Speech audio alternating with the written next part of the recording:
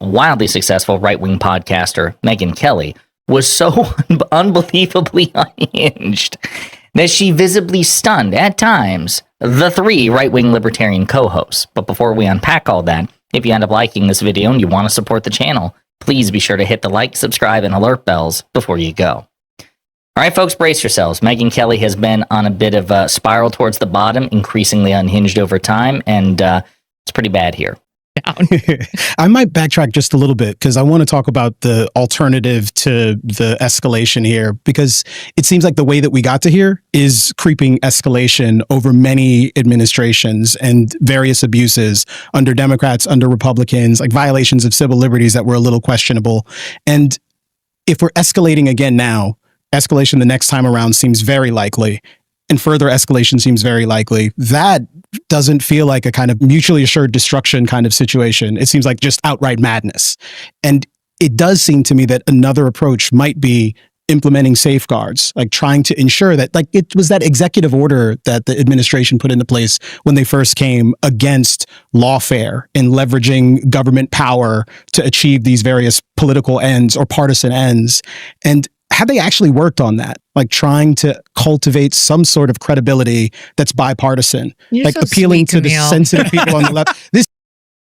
So again, perfectly reasonable proposition he's offering. And she dismisses it out of hand. And believe me, it gets substantially more unhinged. This is, I can only operate in this way. But it does seem to me that that is not just practical. It's actually the way that we got to founding the country. The founders had to set aside their differences and come together and try and press forward. I love it on paper. It's not going to work because they're too crazy. Yeah, they're too crazy. They're the ones who crossed the breach. They're the ones who tried to imprison our former president and our nominated candidate for the rest of his life, and tried to bankrupt him and change the law so he could be sued civilly by that nutcase Megyn Kelly. That's my opinion, Megyn, and I'm entitled to it. Don't sue me. Yeah. Okay. So she says, yeah, on paper, I would love that principle. But no, they're crazy. We're perfect. They're evil. And we have to destroy them. Just very transparent about that, which aligns with some of the more recent unhinged takes she's had. But he continues to press her on this, continues to try to get her to understand that this certainly violates conservative principle and would seem to be ultimately setting the country up for ruin. I will also point out that, again, where I probably agree with Megyn Kelly is that I don't think that there's anything necessarily wrong with pursuing prosecutions, even if the people you're prosecuting are your political opponents. I don't think you should get out of jail free card under the Trump administration simply because you're a Democrat. Well, I'm a Democrat. I'm Trump's political opponent, which means I can commit crimes with impunity. You can't touch me because that would be political prosecution. No, not necessarily. Likewise, I don't think that Donald Trump was entitled to get out of jail free card under the Biden administration simply because he was a former president or because he was a Republican and Biden was a Democrat. The thing is, how are you going about this? And Megyn Kelly will concede throughout this podcast that he disagrees with a lot of how Donald Trump is approaching this and that he's corrupt and that he's all these things, but she doesn't really care because at the end of the day, it's war. And come together and try and press forward. I love it on paper. Crossed the unprecedented. Indicted before. Statement of Comey was that fact. But saying do. Yeah. Too. All of them. I think when she says don't, she's saying do. Yeah. I mean, I have a very mean lawyer, and I'm really proud of that fact. But anyway, my point is, they're the ones who crossed all of these norms, right? Like, it's amazing. Like the Wall Street Journal, of all places, tweeted out that the Trump administration's indictment of Comey was unprecedented. Oh, really? Unprecedented? In what way? The fact that he has a particular title that hasn't been indicted before? You guys, the left crossed the unprecedented bridge first. But had not just with Trump, but all of his top aides who actually served prison time. Yeah, but we all everyone at this table criticized. Yeah, you guys aren't hypocrites. We were on your show criticizing it for 4 years. The unprecedented dimension here is that the president of the United States publicly, and then deleted it, although he would later restate it, we look weak. we need to go after these Pam? people and we need to punish after them. it. Pam, Get after them. Pam, You still call them shifty shift. Yeah, I mean, shifty I shift. think Gotta go after. even She was even gonna the listen to pretense, the pretense of an independent judicial branch, like pursuing the law and actually prosecuting people on the basis of the evidence without any sort of partisan favor, even that pretense, I think, is actually important. When you obliterate the pretense and proceed directly to, look, this is how it is. How do you think it wound up in the New York Times in April of 2022? I'm with you. That Joe Biden was pressuring the DOJ to indict Trump. Undoubtedly. How do you think that wound up there? Listen, So she's lying. That was not what the New York Times reported. President Biden, it was never reported that President Biden pressured the DOJ. It was reported that President Biden was complaining privately that Merrick Garland wasn't moving fast enough and that Merrick Garland was spending too much time going after his son, Hunter Biden. That was something that Joe Biden complained a lot about. But there's no reporting that he ever actually went to the DOJ and pressured Merrick Garland or the Deputy Attorney General or any high-ranking DOJ official to do anything differently. That's the difference. Megyn Kelly, this is what unfortunately she has to do, because President Biden is morally superior and was always morally superior to Donald Trump and objectively far less authoritarian. She has to say, well, there was this report in the New York Times. We actually saw Scott Jennings do this to Adam Mockler, attempt to do this to Adam Mockler about a week ago, right? It was reported in Politico, New York Times, that Joe Biden didn't like the fact that Merrick Garland was going too slow. Yeah, he's entitled to his opinion. So is Donald Trump, for that matter. What they're not entitled to do, what they should not be permitted to do, because it's wildly authoritarian and unethical, is to order or actively pressure the Justice Department to pursue his political opponents. Trump did that. Biden did not. And Megyn Kelly is either too stupid or too dishonest to understand that major distinction. Leaks. Why was that in there? It was problematic. It was criminal. They were trying to justify their actions in various they were going instances. public with their pressure on Merrick Garland. The pretense was eviscerated. Zero dispute. And then what happened with Merrick regard. Garland? He did it. Yeah. So forget it. Yeah, zero dispute in that You're upset regard. about the pretense being gone. Take it up with Joe Biden. Okay. He crossed all these norms, and not only did they indict Trump twice through his federal special prosecutor, but the feds cooperated with both the New York and the Georgia prosecutions. They were involved in both of them. These guys were determined pretending to to stay out of it. Yeah, to put Donald. Yeah, she needs to substantiate that claim, because that's a MAGA conspiracy theory that the federal government was working behind the scenes to help Alvin Bragg and Fonnie Willis. I have seen no evidence to corroborate that, so I wish he would present some evidence. Trump in jail. They didn't care if he spent every last day behind bars and to bankrupt him and to humiliate him with the E. Jean Carroll thing. They couldn't have cared less. And not just him, but Roger Stone, who he had the same charges that James Comey did. The FBI showed up at his house at 6 a.m. to arrest him. Guess what? The New York Times was there. CNN was there on the Roger Stone. The FBI came at 6. CNN was there at 6:04. Oh, we just got lucky. We didn't, just like we got lucky with the Mar-a-Lago raid. Geez, sometimes you just have a sixth sense for it.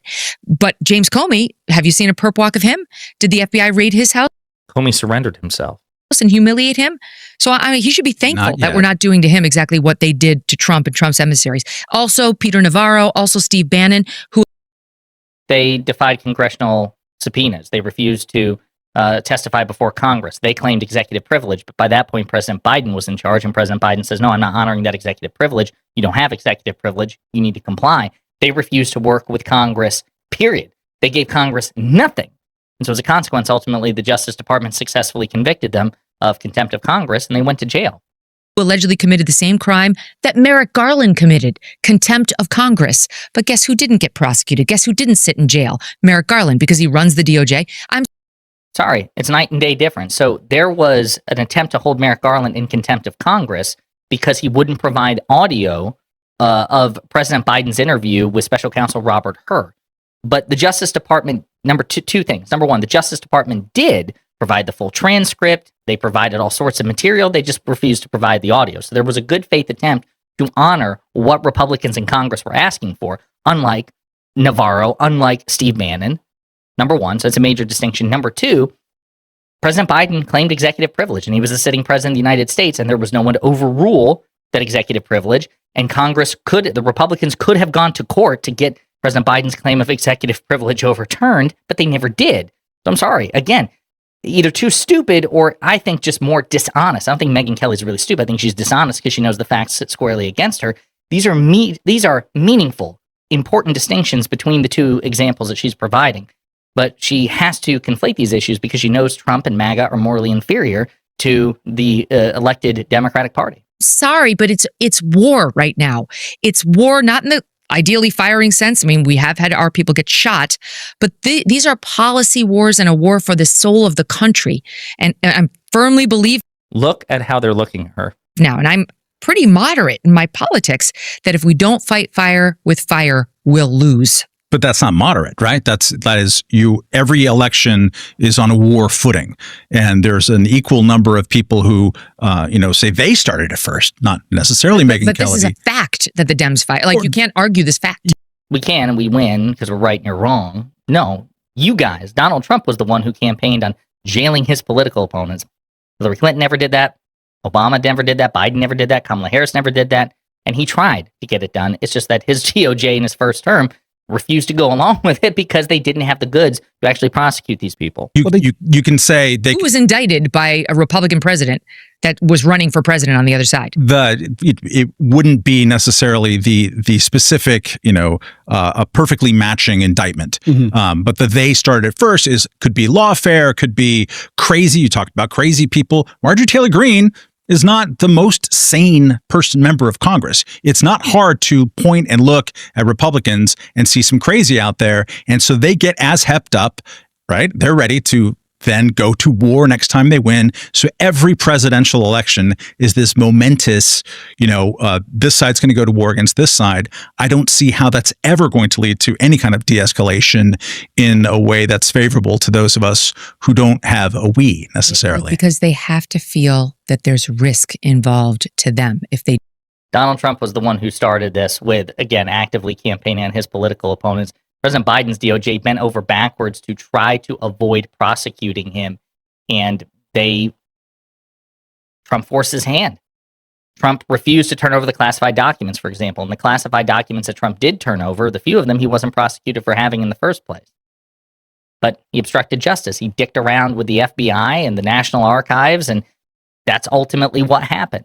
But again, do you see how stunned they are? Where it's like, no, it's war. Just crush them. Just crush them. Do and say whatever you have to. It really is shocking. And you can tell that these are people who respect Megyn Kelly. They like Megyn Kelly, but they are stunned at how absolutely insane Megyn Kelly sounds here. And I want to just give you, again, one taste of this, some more pushback, in which Megyn Kelly admits, I don't like, Trump is corrupt and he's a narcissist. So again, she's not stupid. She just doesn't care because it's all about owning the libs. What is it for you when you look at what Trump has been doing in this term, which is much more aggressive term than the first term, where you say, this I'm a little uneasy about, or it could go pear-shaped, or it is going pear-shaped now, and I'm like upset about the president's there have been a couple actions. things, like if I could take out my eraser and undo some of the Trump behaviors, like I'm not thrilled at what he's doing to the law firms. Yeah. You know, I don't think it's illegal, but I don't love it. Yeah. I don't love some of the Intel deal. That feels a little Soviet. Yeah. Right? Yeah. Don't love that. Thank you, Megyn. Don't love Libertarians say thank you. Don't love some of the money-making ventures, for the Trump family. Don't destroy my Trump coin value right now. But listen, I literally opened a Trump hotel in Riyadh this week. Is that true? Yeah. But Did can I I miss just that? say, Like no one cares. I do have a tough time getting too worked up about it, given Hunter Biden. You know what I mean? They didn't care. They let their guy grift all the way into the White House, and while he was there, so I'm really. So again, this is what I'm saying, either incredibly stupid or incredibly dishonest. And maybe she's just deluded herself. Hunter Biden wasn't the president, you fucking moron. He just wasn't. Your guy is objectively worse. He's corrupt not only in terms of scale and dollar amount, but the fact that he's actually in power. Hunter Biden was never president of the United States. He didn't even have a position in the Biden White House. There's no comparison here. If you took the most maximally, the most generous maximal interpretation that MAGA has over Hunter Biden, it is literally a fraction of a rounding error. If you talk about the financial corruption of the Trump family in his first and second term, we're talking about billions and billions and billions and billions of dollars versus millions of dollars by the sitting president's son. And the billions of dollars that we just compared it to are of the sitting president. So it's just objectively worse. But I have a hard time getting really upset about this murder because this person jaywalked, this person shoplifted. How can I get upset about this other person murdering? It's an incredibly stupid position to have. It demonstrates how deeply, deeply psychotic she has become. She's had a psychotic break from reality. And it's interesting that, again, she seems to have stunned her co-hosts so utterly. In the meantime, let me know what you think in the comments.